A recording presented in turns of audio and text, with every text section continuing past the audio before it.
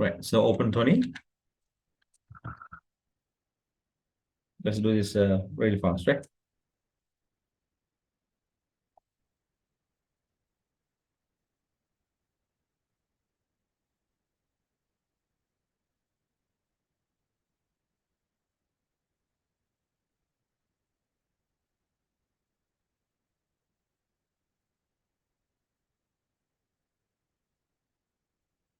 Okay, so this is pretty easy.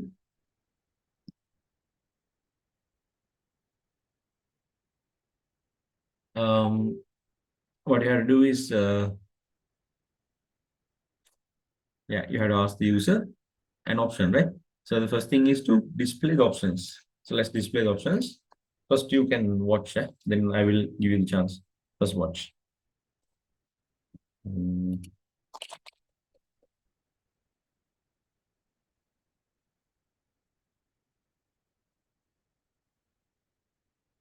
right, let's display the options. Simple first, the name of the program, simple calculator. Okay, print. One will be addition. Right now, if you use backslash n, that will be a line break. So it will go to the next line, right? After printing addition, it goes to the next line. And you can even, you know, press enter and go to the next line. But backslash n is the one which will put the text to the next line, right? So I'm pressing enter because I don't want to type it in one line. So now two, no, there of course, hold on. I think, come on. No.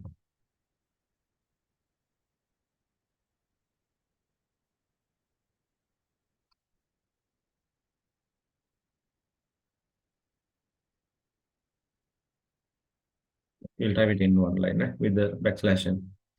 Two subtraction backslash n, and then three multiply backslash n, four divide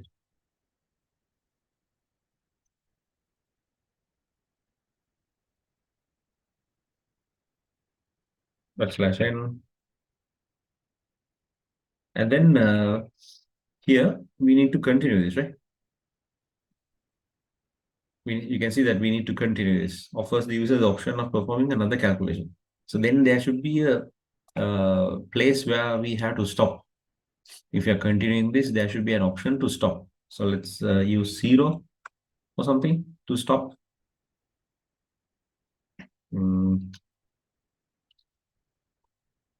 Or let's say exit. Okay. So let's print this and see.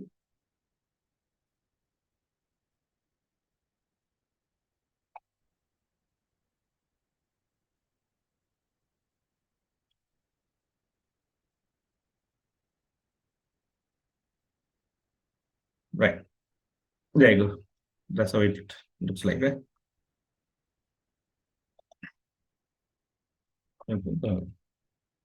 Line break.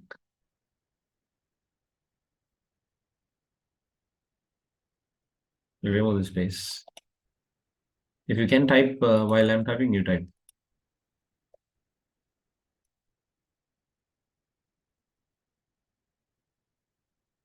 Okay, we got the menu.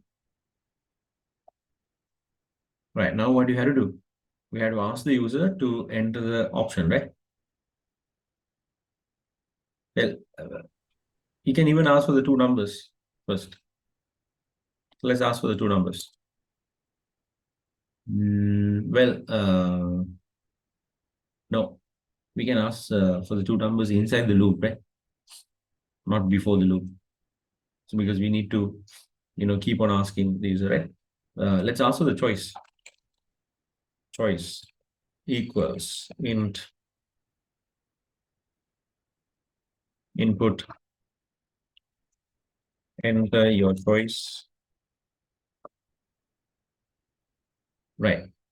Now to the while loop. Right. Now choice, there are four choices, actually five choices, but the choice that will terminate the loop is zero. So how am I going to put this? As long as, while is as long as, right? So while, which is as long as choice is not equal to zero. As long as choice is not equal to zero.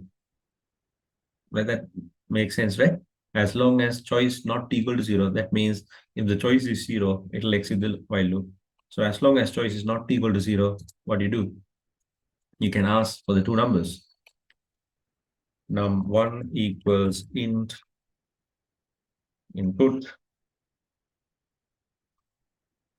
enter number one. Okay. If you have any other idea, any doubt, anything to add, let me know. Num2 equals int input, enter number two.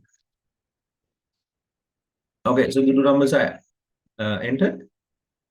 Now we need to check the choice. If the choice is one, we need to output the total. So if choice equals, now here we have to use double equal, right? Why? Because double equal is a check. Single equal is an assignment. So this is we learned two ways of assignment. One was something like this. Num equals 4, that is assignment. And the other assignment is when the user enters a number, we can assign it to a variable. So that's the second type of assignment, right? Okay. So this is, what is this? Double equal. Let me ask Umer, what is double equal? Umer, what is double equal? Is it assignment or a check? Shuagi? Check, sir. Yeah, it's a check, right? So if choice equals 1, now our choices are going to be numbers, right? Because we have used int. So we don't need double quotes. It's just the number. If choice equals 1, what you do, you output addition is, can add the two numbers. In the print command itself, you can add the two numbers, num1 plus num2. Or else you can have another variable called result and put the result into that variable and output that. Or else like this, addition is num1 plus num2. Okay. Then elif, you can use elif. If it is not, what about, so else if, elif, else if is joined as elif, choice equals 2. If it is 2, that space doesn't matter, right? Print subtraction is num1 minus num2. Okay, elif choice equals 3, print multiplication, right? Multiplication is num1 multiplied by num2. Okay, elif choice equals 4, print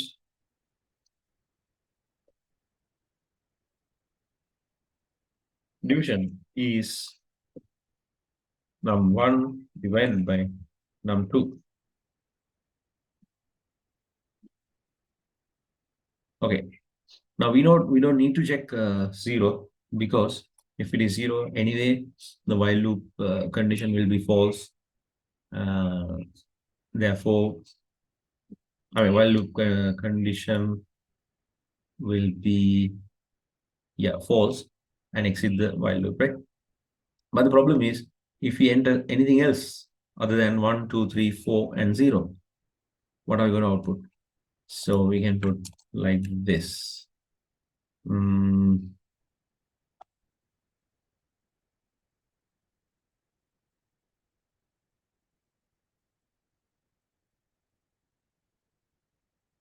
right, if you put else, then it includes 0 also, right?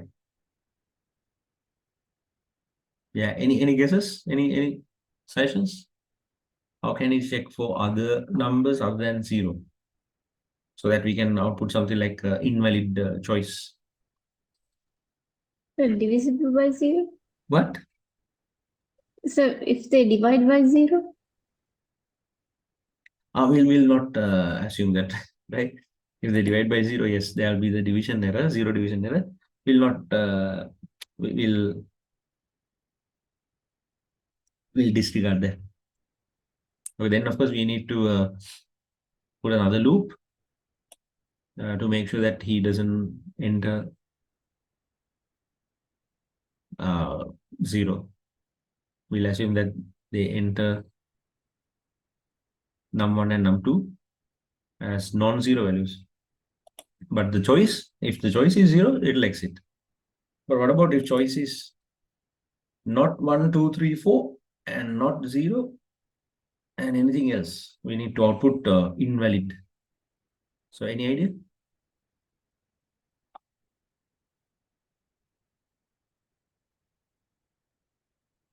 Or how about something like this? Elif choice is greater than 4, right? Or, yeah, greater than 4 is fine. No? We'll assume that he doesn't enter minus values. Okay. It's a simple one there we are looking at right here. So we'll say if choice is greater than 4, that means it can be 5 or anything other than that, right? I mean, any upper value. Or if you want to include minus values also, you can put like this, or choice is less than 0. Or we'll put that also. Right. So if the choice is greater than 4, or we have to put O, right? Because you can't satisfy greater than 4 and less than 0 at the same time, right? So it can't be AND. So choice is greater than 4, or choice is less than 0. What I would output? Print invalid choice. Okay, right. Anything else we missed?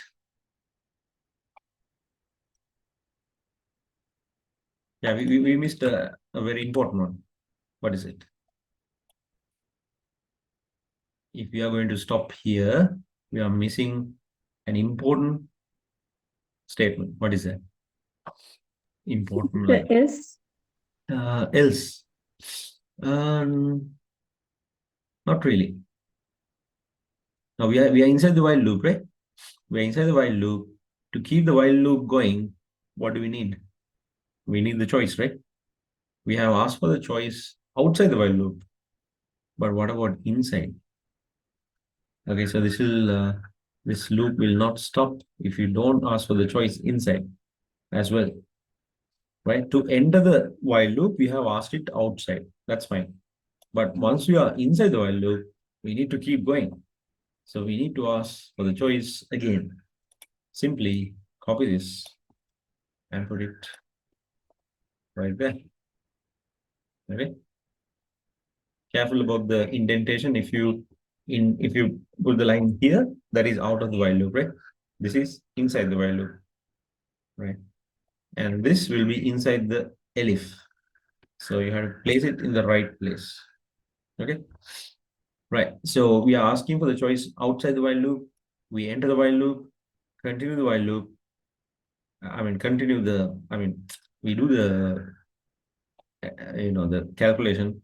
We ask for the number, do the calculation, output, and then we ask for the choice again. So that will continue the while loop or exit the while loop. Okay, now let's test it. If you didn't understand, let me know. So always remember, in a while loop, you need to have a value to enter the while loop, and then you have to ask for that value inside the while loop, if you want to continue the while loop or exit the while loop. Right, enter your choice one, enter number 1, 5, and 5. You can see the addition result is correct. Let's enter the next choice.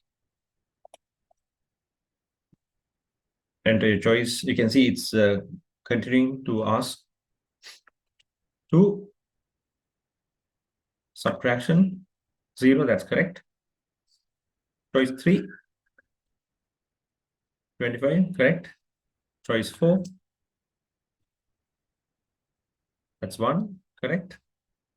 And if you want to exit, okay, let's try something else, right? Like 5. Oh, if it is 5.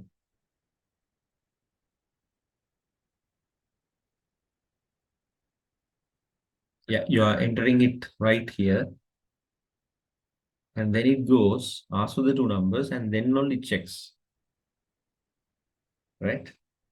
That's why it's asking the number, right? Okay, anyway, we'll fix that. Just enter the two numbers and then it will say invalid choice. Why was that? Because it asks for the choice here, goes back, checks the choice, and then asks for the two numbers, and then only the condition will be checked.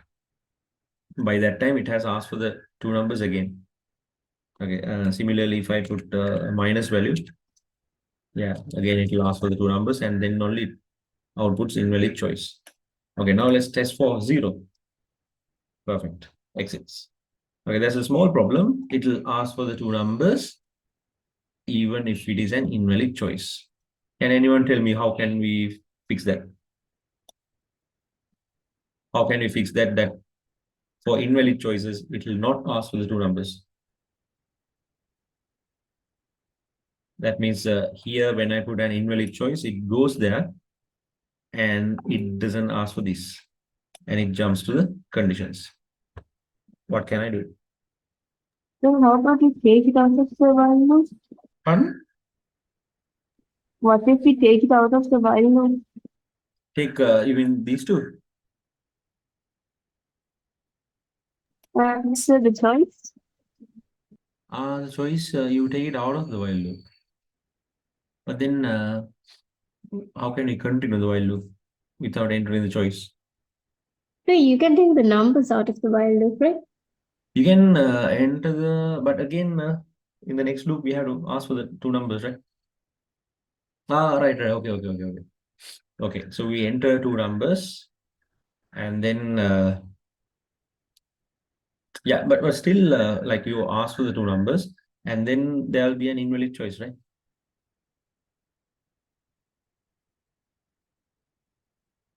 Again, by that time, okay, what you mean is this, right? You take these two right there, right?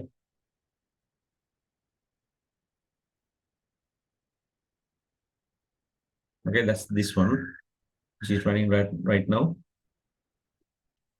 Okay, let's say 1. Okay, next one is going to be, yeah, that's fine. Yeah, that's fine. Good. So it has already taken the two numbers and then it continues uh, with the choices, right? Okay, any other method? Any other method?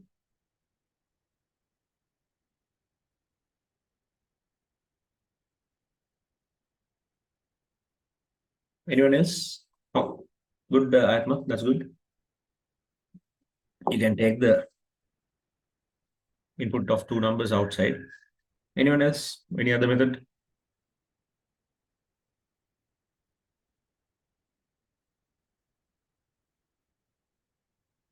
You can even put these two inside these choices, right? If choice is one, you input the two numbers. Choice is two, input the, but again, but then the problem is you are repeating the lines. That works, but it's not a good design, right? Anything else?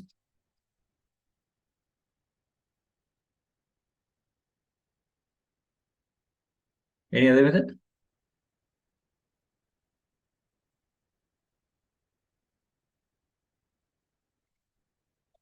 How about running these two only if the choice is one or two or three or four?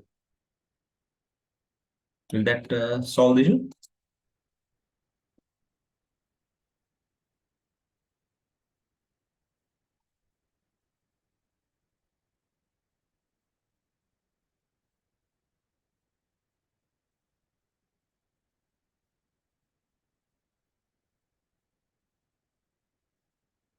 Now, I think you remember these logical operators, right?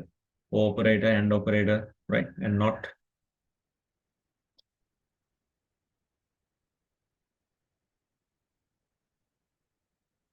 Okay, so only if choice is one or two or three or four, it'll ask for the two numbers. Otherwise, it will not.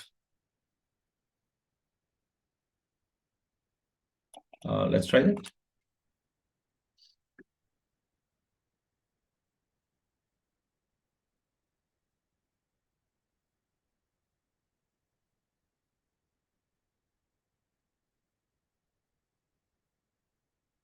Works, right? And zero, exit. Okay, understood, right? Yeah. Asking for two numbers outside the while loop is also correct. Good, Atma. And we can even do this, right? You can check for this condition. And if choice is one or two or three or four, we can ask for the two numbers. Right. So I'll give you like 5 minutes. Can Well, you? it's the after four it brings the so I didn't understand that part. What? The if choice after the while choice. This one? Yes, what? Yeah, what we did was, Naila, we didn't want to ask for two numbers if the choice is 5 or 6 or -1 or if it is an invalid number, right? So what we did was here, we will ask for the two numbers only if the choice is 1 or 2 or 3 or 4. For only these choices, it will ask for the two numbers. For other numbers, it will just continue with this and output the relevant result. Okay, sir. Correct? Right. Otherwise, you can simply ask for the two numbers outside the while loop, as Ayatma said, right? Okay, I'll give you like 5 minutes. Can you quickly run this and see the output? Test it. When you're testing, you test for all the options, right? Okay, quickly. And I would like if you can share the screenshot in the group. Right, go ahead quickly, very quickly.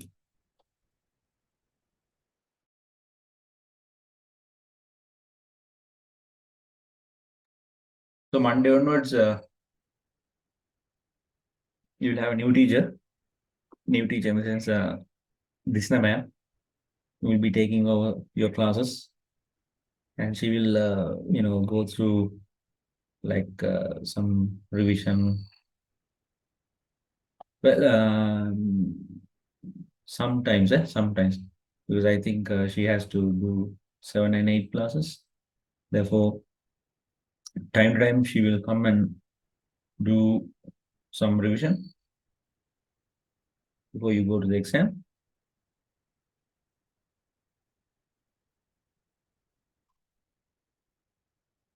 And next week onwards, I will let you know about the classes I'm going to conduct until I leave.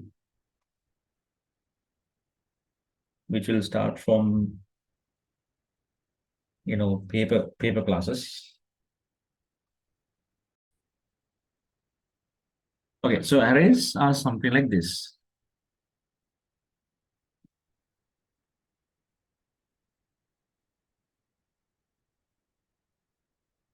Arrays are data structures. Arrays are data structures, right?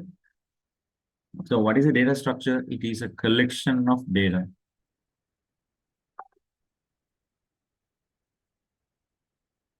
It's a collection of data. Now, for example, if you take an array, it's something like this. Let's say my marks. Arrays are denoted using square brackets. And now you have the values separated by commas.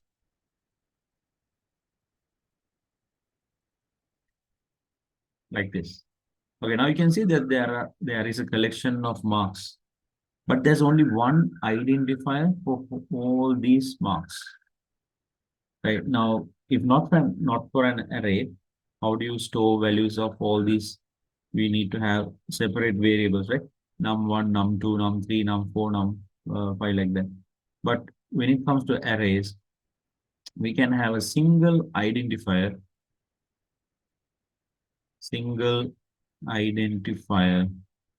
with lots of values. Okay, now the question is, how am I going to access these individual values? Well, they have what is known as an index number, a positional value, which will always start with 0. This is the 0th value.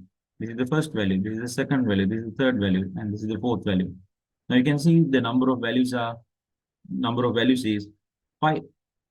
But the index range from 0 to 4, because the array index starts with 0. Did you understand? Anyone who didn't understand that? Array is a data structure. It's a collection of data. They are, represented using, square brackets. And then you have the values separated by commas. And there's only one identifier for the whole data structure. Then how do you access individual values? Using what is known as index, which will always start with 0 and goes up to 1 less than the number of values. Okay, I hope you understood that. Yeah? Can I see a thumbs up?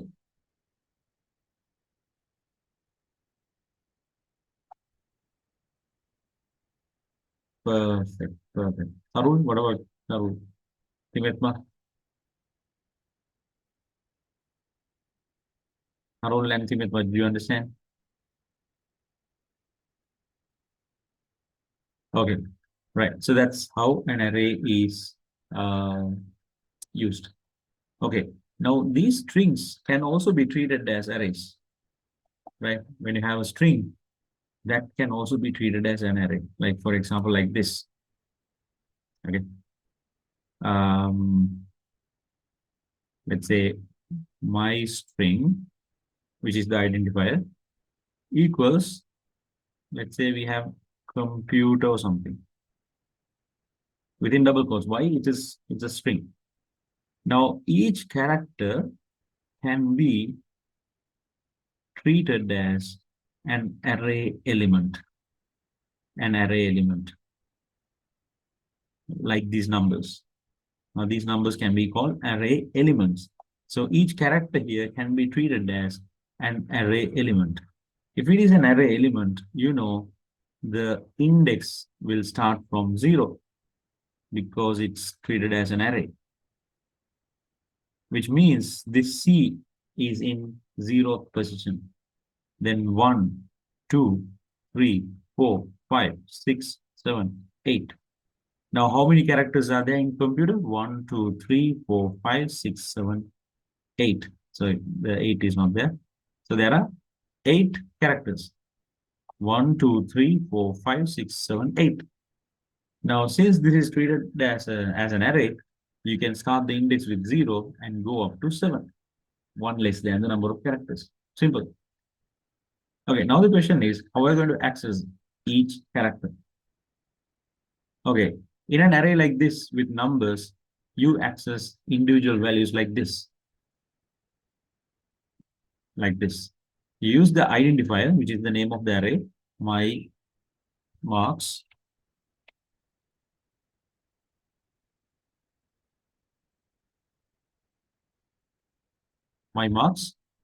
and then you use square brackets, and then you put the index number.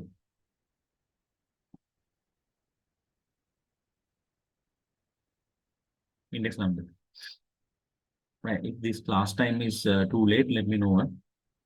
I can now, of course, I have mostly free time, so I can have it at any time, right? Let me know. Okay, so how do you do it? My marks 2. My marks 2 refers to what? 90. 90. Okay, so 2 is the index number. Similarly, in this one, in this string, if you use like this, my string square bracket 2, can you tell me what that letter is going to be? M. It's M, yeah, it's M. 0, 1, 2. M. That is M. Understand? Shohabi? Roshda? Yes, sir. Timetma? Rahul? Hiloshana? Right? Easy, right? My string 2 Yes. means M. Okay, now you have to believe this now. So let me show you. Let me code this and show you, right? Really fast. Okay, this is the first array. My marks equals. So you're actually learning arrays also here. So no double quotes because they are numbers. Let me have few numbers. Okay, now I'm going to print my marks. Print my marks square brackets 0, 1, 2. Okay, 0, 1, 2. Okay, what that value will be?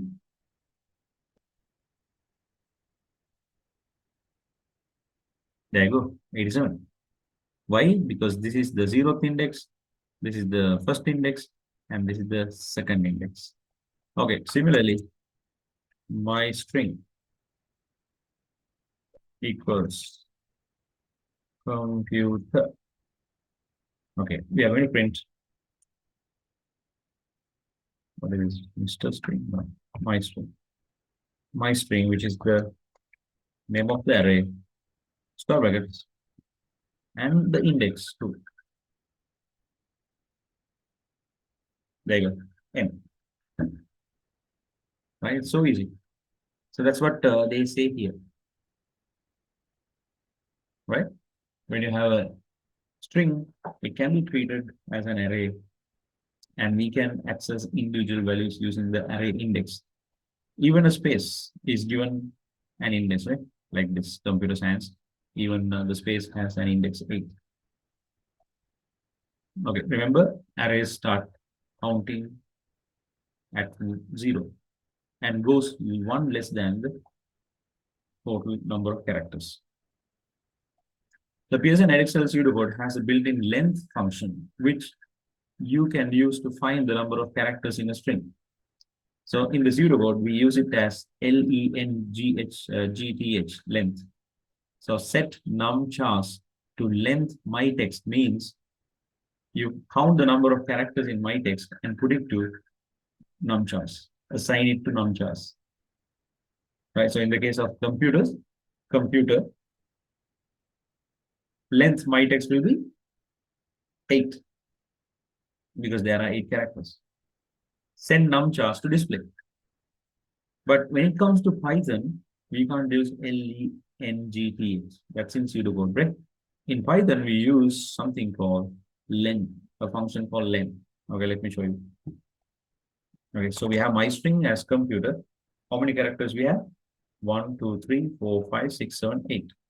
Okay, now I'm going to print len len is the function, len of my string, 8. Understood? Right. If you didn't get it, let me know. Huh? Right. So in Java, we have a different method. In C Sharp, we have a different method. Okay. So where can we use this len function? Sir? Yeah. Okay. Sir, for the exam, we need to know only about Python, right? Yes, we are using only Python. Huh?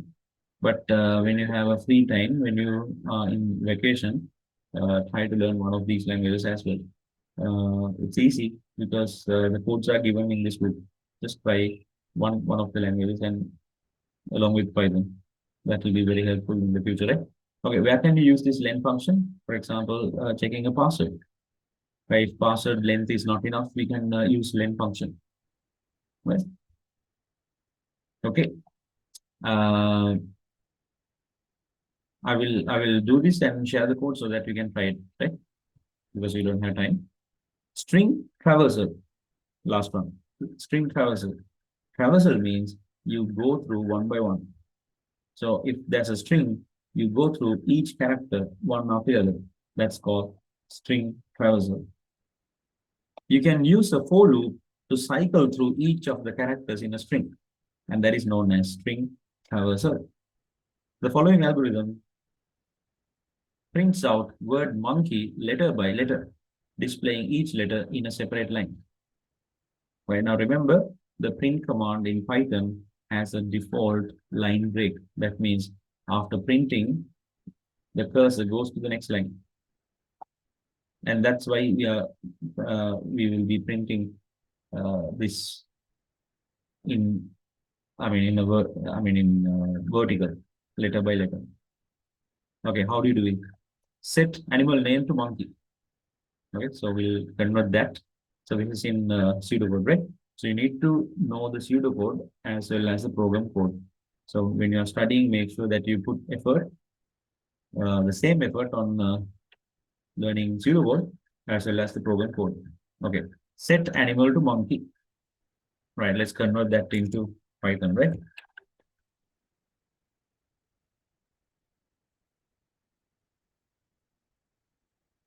What is it? Animal name, right? Animal name equals monkey. Why double quotes? Because it's a string.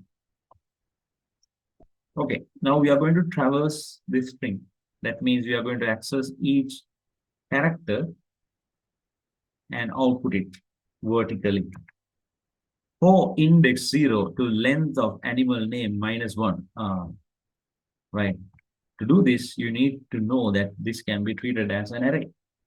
If it is an array, we know the index. We have index.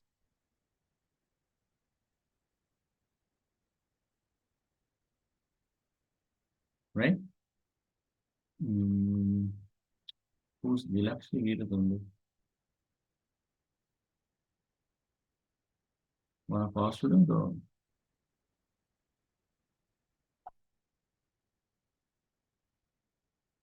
did I admit? Okay, let's see. Let's admit and see. Right. So animal name equals monkey, right? So we know that there's an index. So we can go through the index one by one and print it out. And the index is going to start with 0. And that's why they started the for loop index with 0. For index 0 to length animal name -1. Length animal name is the total number of characters. What's the total number of characters? 1, 2, 3, 4, 5, 6. 6 minus 1 will be 5. Is that correct? Yes. Why? Because this will start with 0, 0, 1, 2, 3, 4, 5. Even though we have 6 characters, we need to start from 0 and go up to 5. Okay. So that's a for loop for that. Send animal name index. Animal name, right? Remember how we access the array? We need to use the we need to use